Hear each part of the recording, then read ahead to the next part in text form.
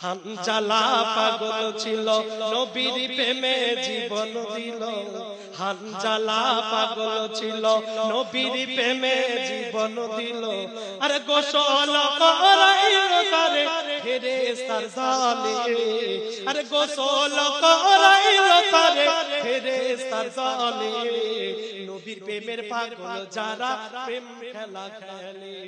নবীর প্রেমের পাগল আপনার হানজালা রাদিয়াল্লাহু তাআলা আনহু এত অন্ধ, মানে এত কালো ছিলেন, এত কালো ছিলেন, এত কালো ছিলেন। আর বিবি মনে যে পেয়েছিলেন, বিবাহ করেছিলেন, বিবির নাম ছিল হুরে মদিনা। এত সুন্দর দেখতে। যারা বলে আওয়াজ দেয় যে মুসলমান নারী প্রেমিক, না, কোনদিন হতে পারে না। কেন? মুসলমান যে নারীকে রেখে দিয়ে ইসলামের জন্য, দ্বীনের জন্য বার হতে পারে এবং বিবেকে বিধবা বানাতে পারে, সেই মুসলমান কিন্তু নারী ভক্ত না হতে পারে পারে পারে না। হানজালা রাদিয়াল্লাহু তাআলা আনহু একটা রাত মানে বিবাহ করেছেন আহারে রাত্রি বেলা, প্রথম রাত্রি ফুলসজ্জা বাসর রাত, ফুলসজ্জা বাসর রাত, মানে হুরে মদিনা এত সুন্দর দেখতে, এত সুন্দর দেখতে। বাসর রাত্রি কাটাইয়া যখন এবার গোসলের দিকে যাবেন, সাবান নিয়েছেন, তেল নিয়েছেন, ওই সময় আওয়াজ আসলো ইসলামের জন্য, দ্বীনের জন্য এমন কেউ নেই। ইসলাম মিটে যাচ্ছে, কলমা মিটে যাচ্ছে, কেউ নেই। তখন এই আওয়াজটা হানজালা রাদিয়াল্লাহু তাআলা আনহুর কানের মধ্যে যখন এই আওয়াজটা আসলো, হানজালা রাদিয়াল্লাহু তাআলা আনহু গোসল বাঁধ দিয়ে এবার বলে, বিবি গো, যুদ্ধের জন্য সাবানগুলো, অস্ত্রগুলো, এই ঢালটা, পোশাকটা আমারে দিয়ে দাও, কেন আমি যুদ্ধের ময়দানে চলে যাব। কি গো, একটা রাত স্বামীকে পেয়েছে, স্ত্রী ছাড়তে চায়? বলেন না, ছাড়তে চায়? ছাড়তে চায় না, মন তো চাই না, বিভিন্ন দিক থেকে বাধা সৃষ্টি করে। যে এই তো আপনাকে মাত্র একটি রাত পেয়েছে, আজকে আমাদের ফুলসজ্জা বাসর রাত হলো, আপনাকে কিভাবে আমি ছেড়ে দিতে পারি? বলছে, ওগো বিবি, আমাকে বাধা দিও না, আমি যুদ্ধের ময়দানে চলে যাব।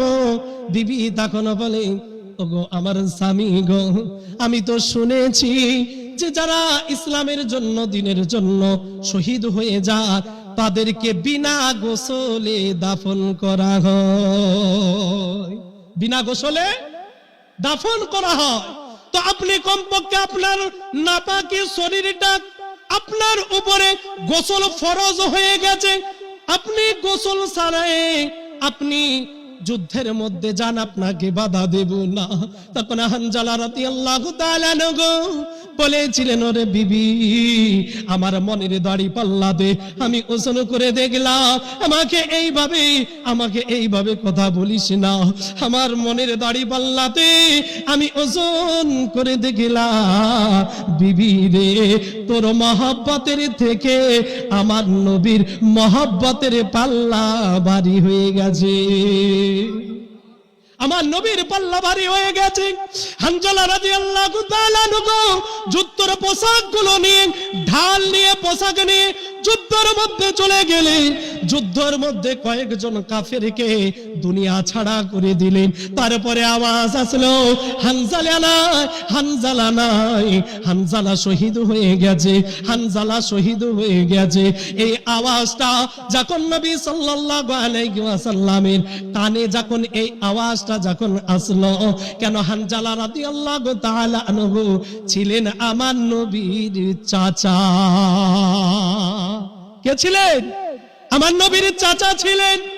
যখন এই আওয়াজটা যখন শুনতে পেলেন, এই সংবাদ যখন আসলো, মৃত সংবাদ যখন এসে গেল, হানজালা শহীদ হয়ে গিয়েছে, সাহাবায়ে কেরামদেরকে বলেন, যাও আমার হানজালাকে খোঁজ করো, খোঁজ করো। হানজালাকে খোঁজাখুঁজি চলছে, হানজালাকে কোথাও পাওয়া যাচ্ছে না।